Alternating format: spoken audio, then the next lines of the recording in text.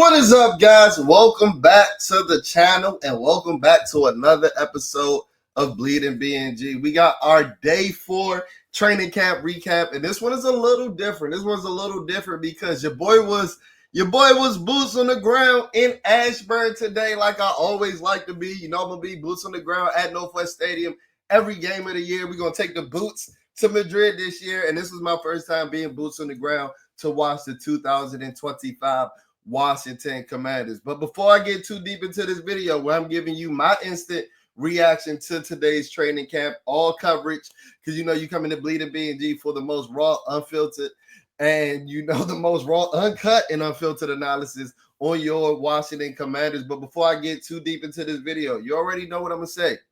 You already know what I'm going to say. Be sure to comment, be sure to like, be sure to subscribe. On the road to 3,000 subscribers, and I can't do it without your help.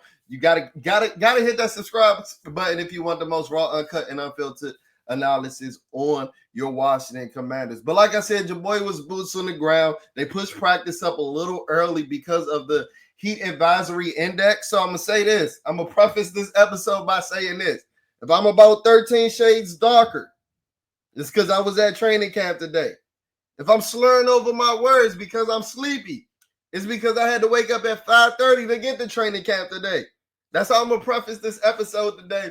But without further ado, man, enough of me chatting. Let's talk about everything that I saw, first-person point of view, with me being boots on the ground in Ashburn today at Commanders Park on Coach Gibbs' drive. As you see, I'm hyped. I'm hyped because we saw some good things today. Yes, we did. But the day started with me on my way to Ashburn. Actually, I was in the parking lot when I got the news that Terry McLaurin was actually at Ashburn with me. We was at Ashburn together. Me and Terry McLaurin was in Ashburn together, and he actually changed his status from being a hold out to a hold in. So Terry McLaurin's back.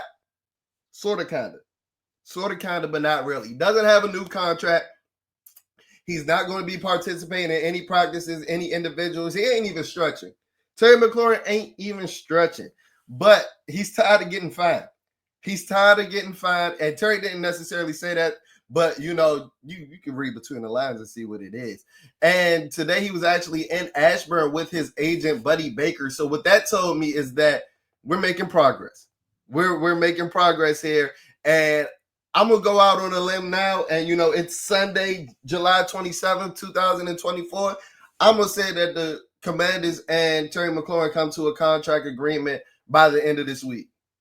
And I know that's not me, you know, going out on a limb too much or saying anything that's too special or too, you know, using so much foresight, being hella prophetic or anything like that.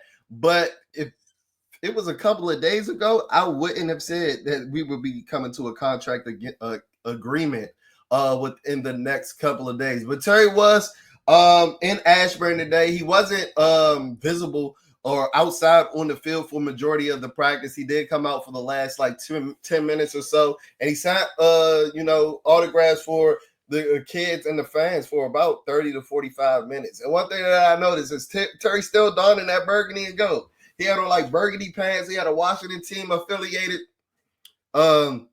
like dry fit Under Armour on as well. So that tells me like things aren't in a dire state where like it's to the point of, you know, irreconciliation. Is that what they say? I told you, I've been up since 5:30. It's not to the point of no return. So yeah, Terry McLaurin's back in camp, a little, sort of, kind of, but not really. But he even mentioned it today. He didn't necessarily hold an official press conference, but he had a skirmish where he talked to the media where he said that, you know, one of the biggest things with him coming back was that he missed his teammates. I think the money had a little bit to do with it, you know, getting fined $50,000 a day is it for the week. But you know, Terry McLaurin's back in Ashburn. Don't think a trade request is on the horizon. And honestly, it's all good vibes coming out of Ashburn at this moment. I ain't gonna say 100% good vibes on the Terry McLaurin end, but I felt immaculate. And one of the reasons that I felt immaculate is because this is my second year going to training camp under Dan Quinn, and it's just so much different than Ron Rivera. No, I know a lot of that has to do with the ownership. We got bleachers now. We got fences boarding up the fans and things of that nature. They had us behind a yellow rope a couple years ago under the Dan Snyder regime, but we had to bring our own chairs to training camp like it was a sneaker release. Like I was standing in line for some Jordan 11s.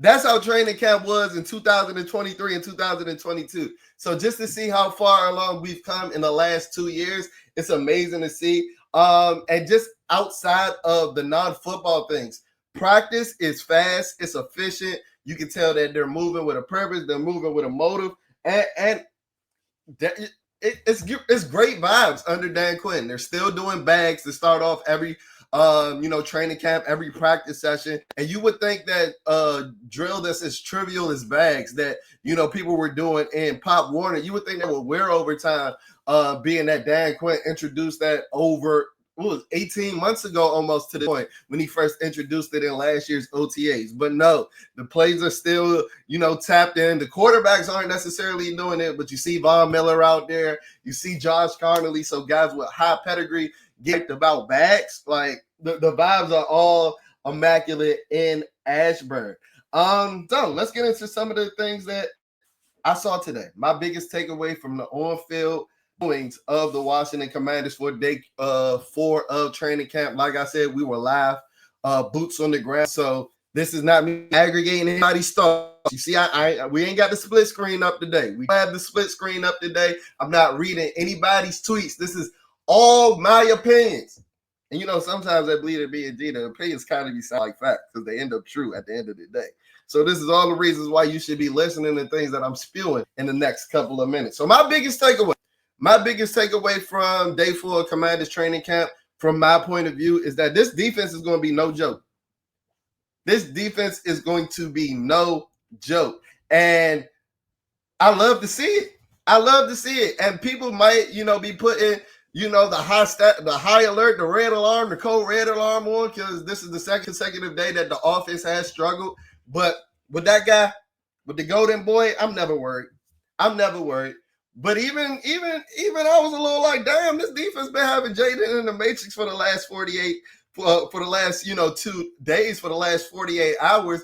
Because even when I saw, the reports about Jaylen and his 3 interception day that he had on Friday, day 3 of Commanders training camp, I was like, oh yeah. I started doing the Birdman hand rub. I was like, oh yeah, he's definitely about to carve these niggas up in front of the boy on Sunday. And that wasn't the case. And Jada didn't necessarily have a bad practice, but this defense is legit. Adam Peters put a lot of time, a lot of resources into this defense, and it seems like it's coming into fruition right now. Because I'm going to give you one of my biggest, boldest hot takes that I've said in a minute. And we're not foreign, and we're no strangers to hot takes over here at Bleed and B&G. But I honestly believe that the Washington Commanders will have a top 5 cornerback group in the 2025 NFL season. Top 5. With the pairing of Trey Amos and Marshawn Lattimore on the boundaries with Mikey Sanders still in the slot. Top 3. Shit, it might be top 2 and not 2 at the end of the season. Because guess what? We were a top 13 pass defense last season, trotting out Emmanuel Forbes and Benjamin St-Juste, who are not real football players. In my mind. Benjamin St-Juste want to be a model, and Emmanuel Forbes built like a ninth grader. Like, they're not real NFL players. So if you can get Marshawn Lattimore, who's looking spry. Marshawn Lattimore is looking spry, guys. Looking lean, looking light on his feet. And he looked like he found his hamstring that he left back on Bourbon Street when we traded for him in October. That must have been where he was during the mandatory minicamp session. He must have been looking for his hamstring, and I guess what? He found it. Because Marshawn Lattimore locking down, getting pass breakups. The offense thought they had a free play. I don't know if it was the offense or the defense that had jumped off sides first, but the offense believed they had a free play, and Marshawn Lattimore still played through the rep and defended the ball on a deep pass, still showed that speed, still showed that he's able to, or he has that long speed that we didn't necessarily see him have over his few games that he had with Washington last season. Marshawn Lattimore is back, and I think that he's ready to prove the haters wrong and to prove the doubters wrong and let them know that he's still Marshawn Lattimore that's been an all-pro quality corner since he stepped foot in the NFL in 2017, 8 years ago, 9 seasons ago. Marshawn Lattimore is that guy.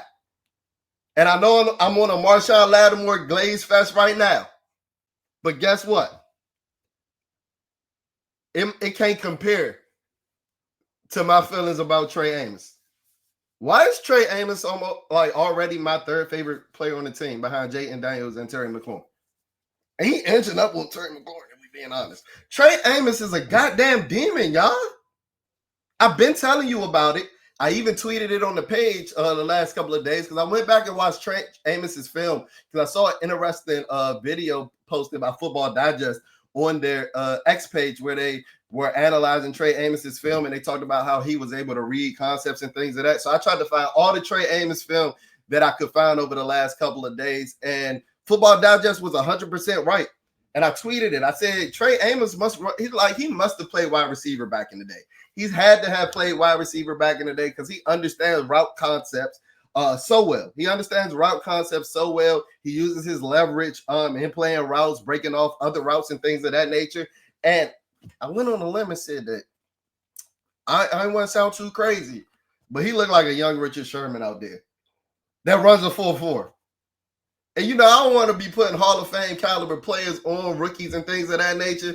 But then I saw him in person today. And my heart grew even fonder. Trey Amos and Marshawn Lattimore had the athletic arrogance from a cornerback duo that we've desperately needed. We haven't had that from a cornerback duo since like Champ Bailey and Fred Smoot, bro. I'm dead serious.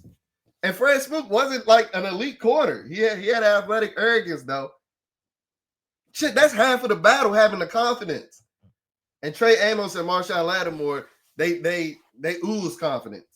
And then you got Mikey Sainristil, who a lot of people thought could have put up a fight with Quinyon Mitchell for the defensive rookie of the year, especially after his playoff performance. I'm telling you now, Mikey Sainristil has made the year 2 leap. Mikey Sainristil might be first team All-Pro at the nickel cornerback position this year. At the slot cornerback position this year, it might be a shoo-in for Mikey Sainristil to be first team, second team All-Pro. Because he's going back to his natural position. You read the reports from Friday where they said that he picked Jaden off twice. And I've got the video. So if you're looking for the video, I'm going to post it as a short. I'm going to post it on Instagram and Twitter as well. Mikey Sainristil made a one-handed interception on Jaylen Daniels today, covering Luke McCaffrey. That was fucking insane. It's going viral on all my social medias right now, so go ahead and check that out. In man-to-man coverage, playing the post route. Mikey undercutted the route, running it like the receiver that he used to be, going up, one hand, body bag, like he not 5'8". Mikey Sainristil is that guy. Mikey Sainristil is the deal. You heard the reports about him, blowing up Jaylen Lane on the screen, welcoming Jaylen Lane to the NFL last practice session. I'm super excited about this cornerback group.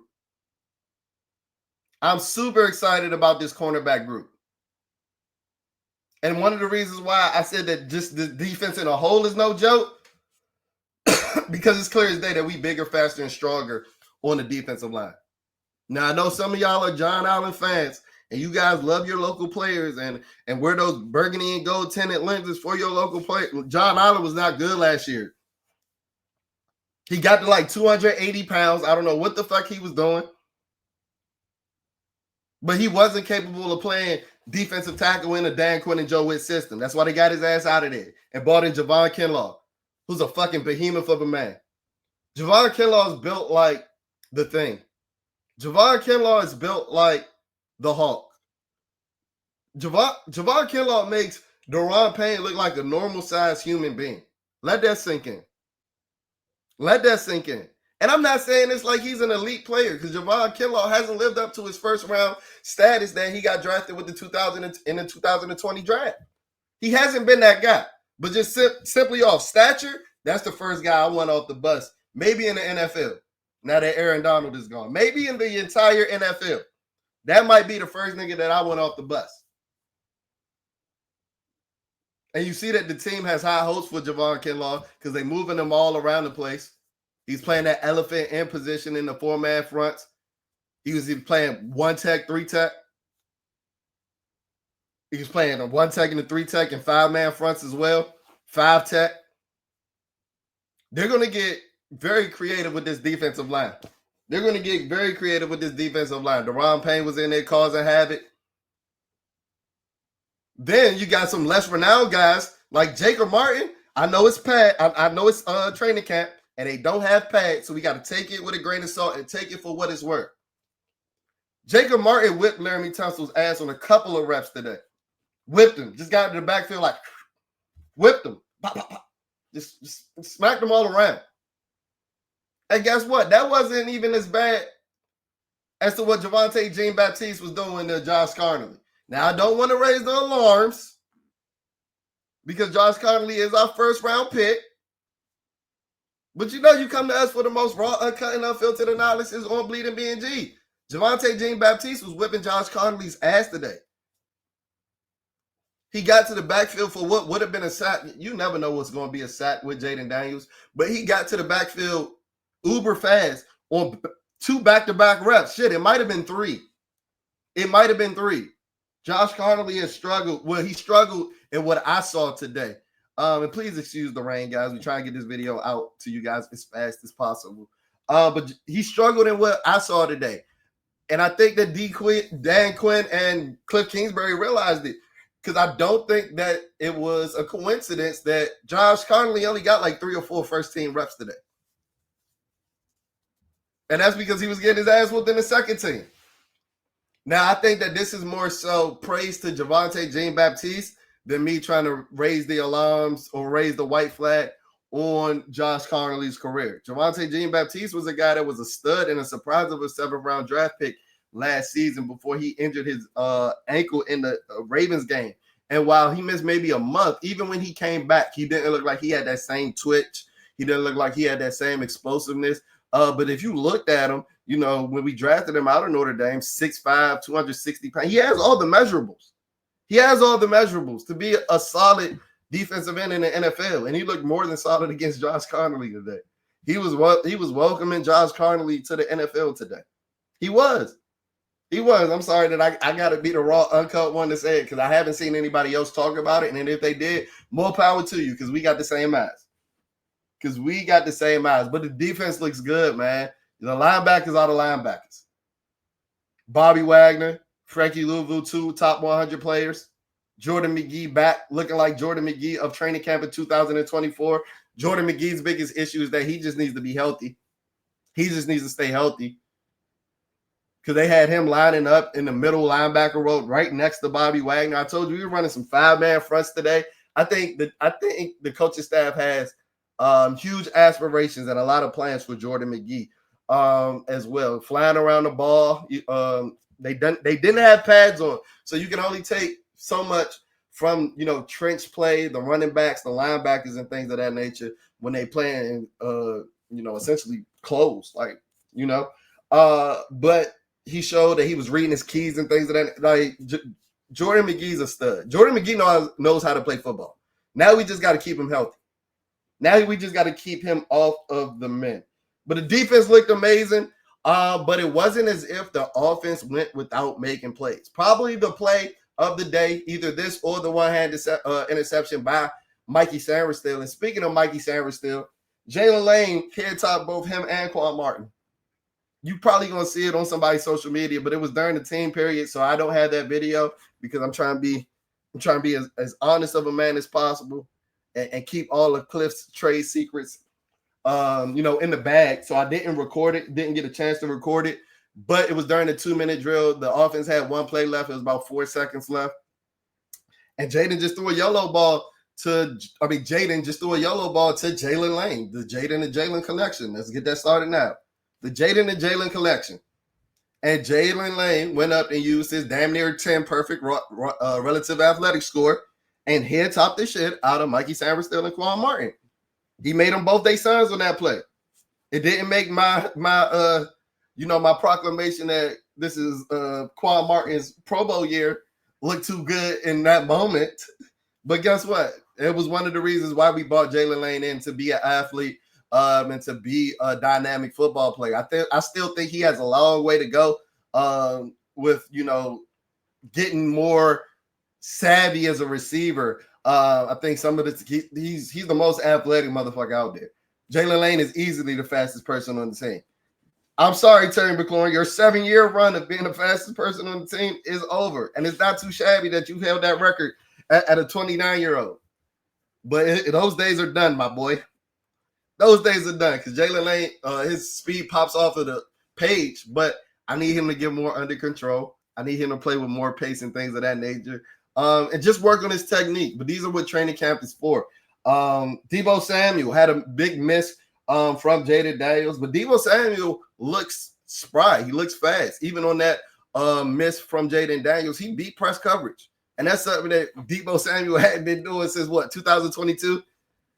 And the Commanders are lining up Deebo everywhere. They're lining him up in the slot. He was lined up in the outside. I haven't even seen him lined up in the backfield yet. So Cliff might be trying to take some taxing off of his body as well. And I haven't heard any reports about him being lined up in the backfield. Speaking of the backfield, now that we're moving to the offense, and it doesn't necessarily pain me to say it, because this is the case with all late-round running backs. But I was the first one in the base to talk about Ja'Cory Crosskey-Merritt. Shout out to my guy, Bill. And, y'all started to catch on. People started to see his videos from training camp, and y'all like, oh, this is the guy to supersede Brian Robinson on the depth chart. And while I think that he does have that potential, and I think that can happen later down the line, one of my biggest takeaways coming from training camp today is that Ja'Cory Crosskey-Merritt, Bill's position on the depth chart, is a lot closer to C-Rod and Chris Rodriguez than it is in B-Rob, is Brian Robinson Jr. Brian Robinson Jr. still seems to have that RB1 role on lock. I just don't know what Cliff Kingsbury and Dan Quinn see in Brian Robinson Jr. But I will say that, and I can't believe that I'm about to say this, Brian Robinson had a run today that would have been 65 yards to the house untouched. And I'm not saying that because they don't have pads and everybody was letting up. No, they was chasing Brian Robinson. He just didn't get caught. I that's a new feeling to me. And I don't know if it was the 95-degree heat at 8 in the morning or that Brian Robinson run that had me ready to pass out, because I couldn't believe it. I honestly can't believe that I'm saying those words right now. But I'm going to try to hurry up and get out here because this rain is getting super torrential and super treacherous. The starting offensive line was Laramie Tunsil as the left tackle, Brandon Coleman as the left guard, Tyler Biadish as the starting center. Nick Allegretti was actually taking starting reps as the right guard, and Andrew Wiley was the right tackle as well. Like I said, Josh Connelly only got about 3 or 4 reps with the first team. I didn't love that, but I think some of that had to do with the fact that he was getting his ass whooped on the second team. So he's just going through some growing pains and the acclimation and the transition to the NFL. As I mentioned, expect us to run multiple fronts, be a multiple front defense with some 4-man and some 5-man looks this season. Because Dan Quinn, Joe Witt Jr., they getting hella exotic. It's a lot of stunts, it's a lot of games, it's a lot of twists, it's a lot of everything. It's a lot of everything. And I already think that we're gonna have a top 5 to 6 offense, because it's hard to not have a top 5 to 6 offense with that golden boy right there. But if we compare that with a top 10 defense, Super Bowl, here I come. I'm about to go book my ticket now. So go ahead, hit that subscribe button, because I'm about to check in on y'all on the flip side. But as always, if you're not following us on social media, I'm going to be at camp, boots on the ground tomorrow. So you want to make sure that you at least tied into our X page. But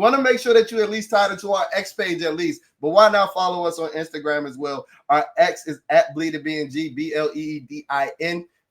So there's only one G in our X handle. Then our Instagram is at BleedingBNG, like it's spelled on the screen, BLEEDINGBNG. As always, make sure you tapped into the channel. Your boy gonna be boots on the ground. Got another episode like this tomorrow where I'm giving you the most raw, uncut, and unfiltered analysis on Washington Commanders training camp. Coming live from Ashburn. Tap in with Bleeding BNG. I'm excited. I can't wait to get out there tomorrow. I'll check in on y'all on the flip side. Peace.